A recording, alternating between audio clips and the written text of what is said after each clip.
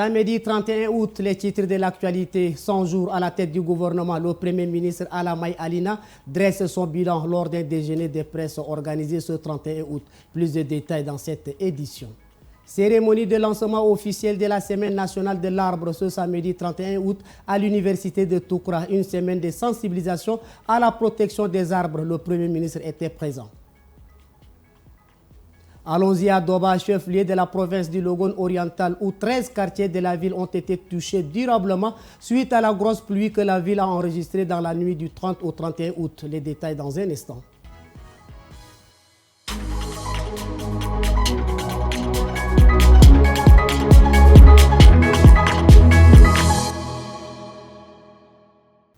Bonsoir, mesdames et messieurs. À l'occasion des 100 jours de la nomination du Premier ministre, l'ambassadeur Alamay Alina, un déjeuner de presse a été organisé ce 31 août. S'adressant aux hommes des médias, le chef du gouvernement s'est félicité des réalisations faites, tout en reconnaissant que des défis restent à relever dans les pôles et royaumes Trios.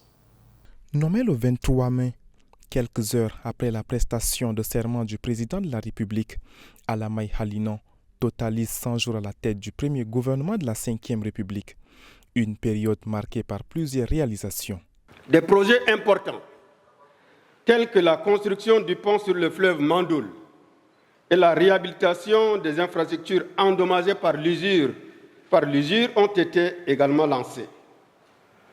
Une feuille de route pour les études routières prioritaires a été élaborée et des mesures pour renforcer la sécurité des recettes du fonds d'entretien routier, FER, ont été mises en œuvre avec la matérialisation de 6 postes de péage informatisés. Cependant, le Premier ministre admet que des défis importants demeurent. Les inondations dévastatrices que vivent de nombreuses régions du pays mettent à rude épreuve notre capacité de riposte et de résilience collective. Mais face à cette implacable loi de la nature, le gouvernement n'a pas baissé le bras. Pour donner un relief tout particulier à cette préoccupation de premier plan, nous avons mis en place, suivant les lumineuses orientations de son Excellence, Monsieur le Président de la République, chef de l'État, un comité interministériel chargé de la lutte contre les inondations. Les 100 jours de nomination du Premier ministre ont été également l'occasion pour le lancement du site web de la primature. Le groupe de concertation des acteurs politiques GCAP appelle l'Union européenne à peser pour l'organisation consensuelle des élections et le respect de la démocratie au Tchad. C'est dans une lettre ouverte adressée à la délégation de l'Union européenne élue ce 31 août lors d'un point de presse. Suivons un extrait au micro de Ndalepol et Abakar Lambert.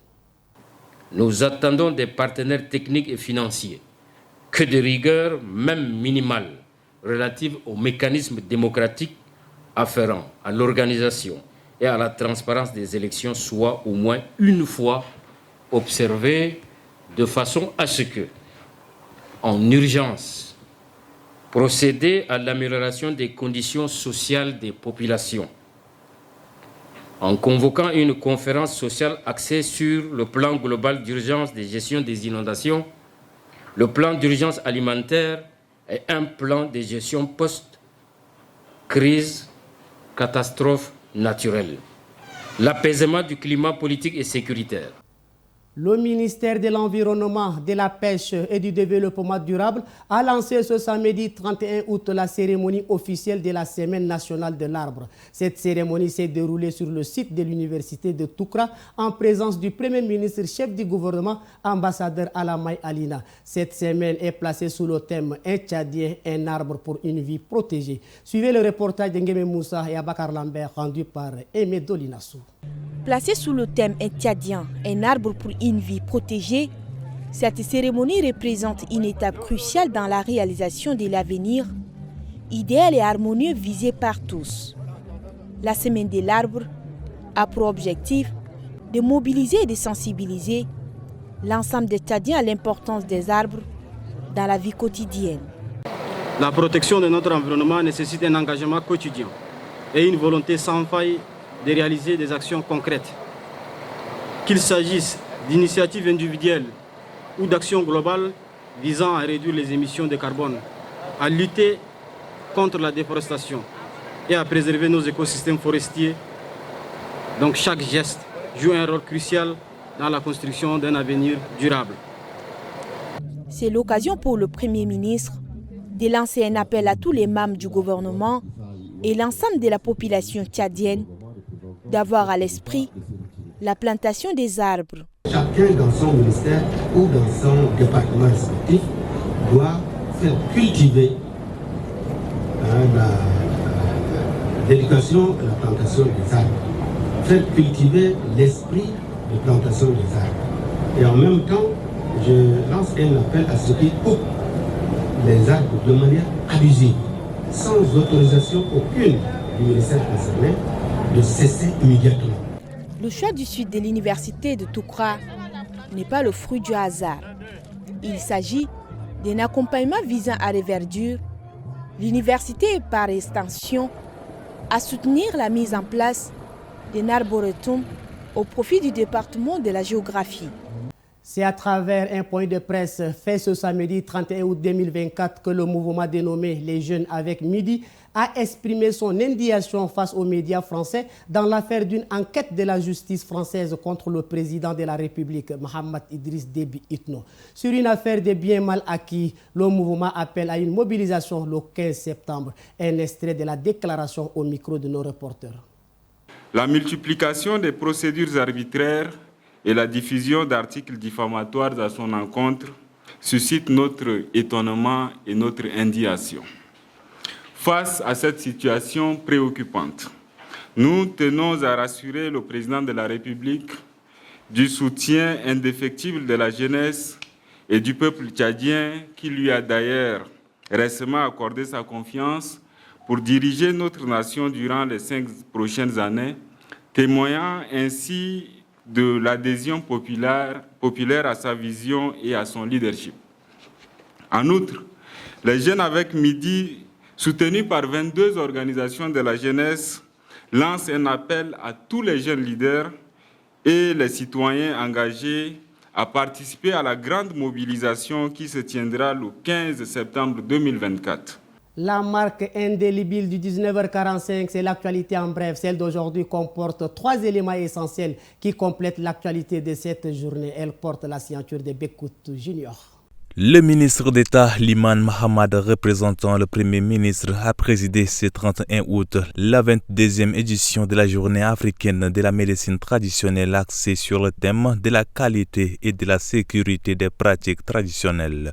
Le représentant de l'OMS, Dr Nolnan Désiré, a évoqué l'élaboration d'une politique nationale pour intégrer la médecine traditionnelle dans le système de santé, garantissant sa conformité aux normes internationales.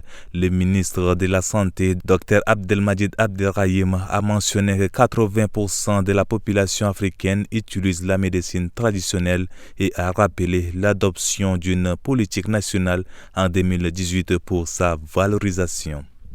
Nommé notable du sultan d'Njamena et représentant du sultan dans le Mayo-Kébi-Est, Djina Mahamad Ahmad a été installé officiellement dans ses fonctions ce samedi 31 août 2024 au cours d'une cérémonie qui s'est déroulée au domicile du sultan d'Njamena.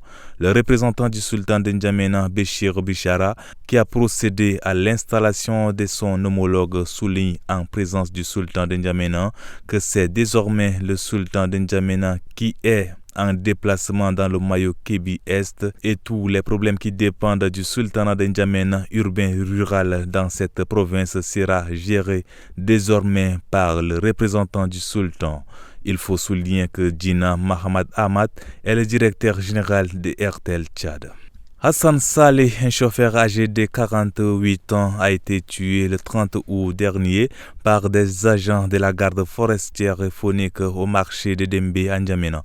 L'incident est survenu après une altercation concernant des sacs de charbon qu'il transportait avec des vendeuses. Après avoir été frappé à coups de crosse, il s'est effondré et est décédé sur place. 5 agents ont été arrêtés par la police.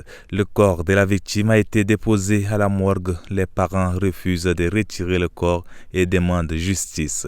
Hassan Saleh est marié à 2 femmes et père de 9 enfants. L'Office du génie militaire et de la production installe et aménage des ouvrages de franchissement et d'écoulement des eaux en N'Djamena et dans le Hadjer Lamis. Ndale Paul a suivi ce 30 août quelques responsables de ce corps impliqués dans les actions de prévention et de gestion des inondations. Il nous en dit davantage. Quartier Milési, premier arrondissement de N'Djamena. Ici, une vanne a été installée et les berges du fleuve Chari ont été renforcées, facilitant ici l'écoulement des eaux. Dans le fleuve, on peut encore voir une partie de l'ancien ouvrage qui a cédé. À une vingtaine de kilomètres de là, au canton Afrouk, dans la province du Hadjer Lamis, le génie militaire a établi sa base. Dans différents endroits, des structures provisoires de franchissement ont été disposées et des voies aménagées. Le travail, moi je trouve que c'est très bien fait. Je ne peux pas me jeter des fleurs, mais vous appréciez. Maintenant, aujourd'hui, si l'eau tombe à la ville d'N'Djamena, vous constatez avec nous, maintenant, à travers les stations de pompage, et maintenant les stations de pompage envoient ça sur la rivière de Al-Biher, là. Après, à partir de Afrouk, là, vous voyez, on a déjà posé sur 5 points. Et le dernier point, qui est après Mabrouka, je crois qu'on a laissé ça, on a agrandi l'ouverture. Ces travaux ont été instruits par le Comité national de prévention et de gestion des inondations. Au dernier chapitre de ce journal, rendons-nous à Doba. Une grosse pluie s'est abattue dans la nuit du 30 au 31 août 2024 à Doba, chef-lieu de la province du Logone oriental. Autant le sommet à plus d'un. Sur les 24 quartiers que compte la ville de Doba, 13 quartiers ont été touchés durablement. La population se trouve dans un grand désarroi. Compte rendu de Dieudonné Tolobé, correspondant de Tchad Info à Doba, commenté par Yves Ismaël. Plus de 13 quartiers sur les 24 que compte la ville de Doba, capitale de l'Ornois, sont dans l'eau. Et l'aérodrome n'est pas du reste. Pour les habitants, c'est la colère. Finalement, il n'y a pas une aide pour nous. Comment on va trouver le matériel pour arranger ce caniveau, mais on est déjà dans l'eau. On est inondé partout dans la ville de Doba. Prenez l'exemple, nos voisins là, certaines maisons là sont inondées dedans comme dehors, partout comme ça. Donc on n'arrive même pas à faire quelque chose, on est là comme ça dans l'eau. Je ne sais pas, vous voyez, de l'autre côté même, c'est partout comme ça. Jusqu'à aller derrière le lycée, là, c'est pas la peine, même les routes, la route qu'ils ont contournées, quoi, là même, il n'y a pas un truc important pour nous ici, quoi. Et quand il pleut seulement, nous, les clandestins, nous rencontrons beaucoup de difficultés. S'il faut prendre un client, l'amener juste dans certains quartiers loin, là, nous éprouvons beaucoup de difficultés. Et là, avec l'augmentation du prix du carburant, ça ne nous avantage pas beaucoup. Il faut que le gouvernement vienne en aide, surtout aux clandestins en ce moment-ci, parce que tu devrais aller à une distance de 100 mètres ou à de 30 mètres, tu es obligé de contourner d'ici par là pour trouver une bonne voie pour aller avec le client. Tu es obligé de contourner de l'eau. Donc c'est vraiment mauvais pour nous, les clandestins. Donc on les appelle pour nous venir en aide pour évacuer peut-être l'eau qui est toujours sur notre voie là. Et qu'est-ce qu'il faut peut-être amener comme un système d'évacuation, quoi. Une situation qui met en mal les activités humaines de maintien. Pour joindre par exemple le seul grand marché moderne qui alimente la ville, la population patauge dans l'eau et met environ 1 heure à 2 heures de temps. C'est tout pour ce journal d'information. Merci de votre fidélité et bonne suite de programmes sur toutes nos plateformes. Tchad Info, c'est l'information en continu.